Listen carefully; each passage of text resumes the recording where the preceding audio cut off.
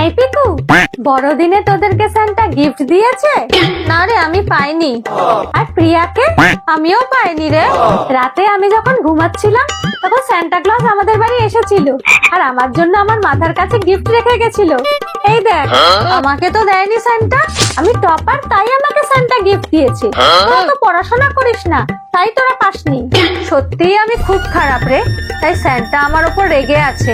আমিও তো এইবার বেশি নম্বর পাইনি, তাই হয়তো আমাকেও সান্টা দেয়নি। Merry Christmas. Merry Christmas ma'am. Merry Christmas ma'am. Merry Christmas ma'am.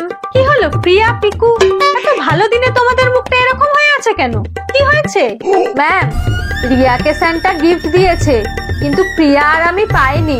আসলে আমরা তো বেশি নম্বর পাইনি, আমরা তো খারাপ স্টুডেন্ট, তাই আমাদের দেয়নি। হ্যাঁ ম্যাম। কে বলেছে তোমরা খারাপ? তোমরা সবাই খুব ভালো। আসলে সান্টা ক্লজের একটু লেট হয়ে গেছিল, তাই উনি সবার বাড়ি যেতে পারেননি। সেই জন্য উনি তোমাদের গিফট আমার কাছে রেখে গেছেন।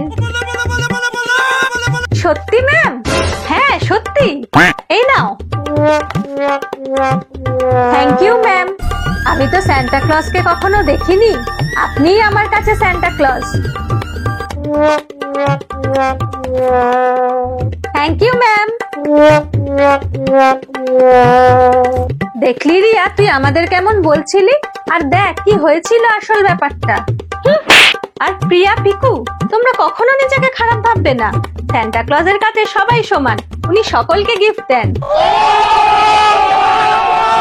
ভিডিওটি দেখার জন্য অনেক অনেক ধন্যবাদ। ভিডিওটি ভালো লাগলে প্লিজ লাইক, কমেন্ট, শেয়ার করে দেবেন।